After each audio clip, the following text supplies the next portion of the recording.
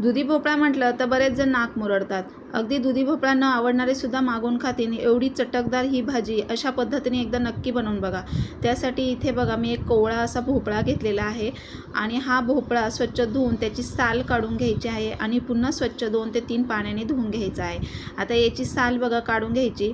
मार्केटमधून आणतानाच असा कोवळा आणायचा. तर काही वेळेला भोपळे खूप मोठे मोठे असतात, आतमध्ये बिया निघतात आणि तो शिजत पण नाही लवकर किंवा साल पण खूप कडक असते, तर आणतानाच असा कोवळा आणायचा. आता बघा याची मी साल काढून घेतली आणि असे स्क्वेअर शेपमध्ये छोटे छोटे असे भाग त्याचे कापून घ्यायचे आहेत. तर अशा पद्धतीने कापायचं आहे. कापतानाच लगेच समजून येतं की भोपळा किती कोवळा आहे. अगदी 5 मिनिटांमध्ये शिजला जातो, फार वेळ लागत नाही. आणि एवढी चटकदार अगदी चविष्ट रुचकर ही भाजी होते ना, तर एक सोडून 2 चपात्या खाल बघा. आणि दुधी भोपळा न आवडणारे सुद्धा मागवून खातील आणि परत बोलतील तुम्हाला की असाच बनव. एवढी छान ही भाजी होते. आता दुधी भोपळ्याची भाजी ही 2 प्रकारे बनवली जाते, एक हिरव्या मिरची घालून आणि एक लाल मिरची घालून. तर आज मी तुम्हाला लाल मिरची पावडर घालून ही दुधी भोपळ्याची भाजी दाखवत आहे. आता इथे मी कापून घेतलेला आहे, तो स्वच्छ 2 ते 3 पाण्याने धुवायचा आहे बघा. आता इथे दुधी भोपळा हा स्वच्छ 2 ते 3 पाण्याने धुवून घेतला. त्यामध्ये मूग डाळ टाकायची आहे. मूग डाळ ही 1 ते 2 चमचे घालायची आहे. तुमच्या आवडीप्रमाणे कमी जास्त करू शकता. तीसुद्धा त्या पाण्यामध्ये मी 1-2 मिनटं भिजायला घातलेली आहे. आणि इथे आता मी फोडणीचंच तेल वापरते आहे, तर तुम्ही इथे 1 ते 2 चमचे तेल घालायचं. तेलामध्ये जिरी, मोहरी घालायची, कढीपत्त्याची फ्रेश पानं घालायची.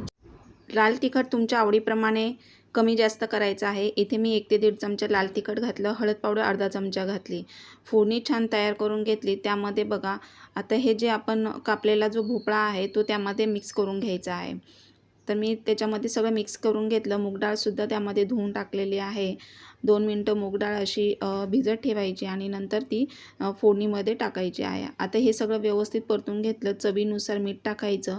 मीठ टाकल्यानंतर बघा आता शिजवण्याची पण एक पद्धत असते. जर तुम्ही त्यामध्ये डायरेक्ट पाणी घातलं आणि दुधी भोपळ्याची चव बिघडणार आणि भाजी ही चटकदार होणार नाही. त्यामुळे असं झाकणात पाणी ठेवायचं आणि गॅसची फ्लेम अगदी नॉर्मल कमी ठेवायची आणि कमी फ्लेमवर व्यवस्थित हा शिजवून घ्यायचा. अधूनमधून हलवायचा. पाण्याचा थेंब अजिबात घालायचा नाही आहे. तर तुम्हाला प्रश्न पडला असेल की पाण्याचा थेंब न घालता भोपळ्याची भाजी कशी शिजणार? तर जे आपण झाकणात पाणी ठेवलं ते व्यवस्थित असं वाफेवर ती भाजी शिजली जाते. त्यामध्ये दाण्याचा कूट 1 ते 1.5 चमचा घालायची आणि बघा आता भाजी शिजत आलेली आहे.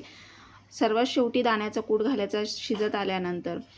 मिक्स करायचं, पुन्हा उलटणीने हलवायचं आणि 1-2 मिनटं झाकण ठेवायचं किंवा शिजली असेल तर गॅस बंद करायचा. एवढी छान चटकदार ही भाजी झालेली आहे. नक्की ट्राय करून बघा.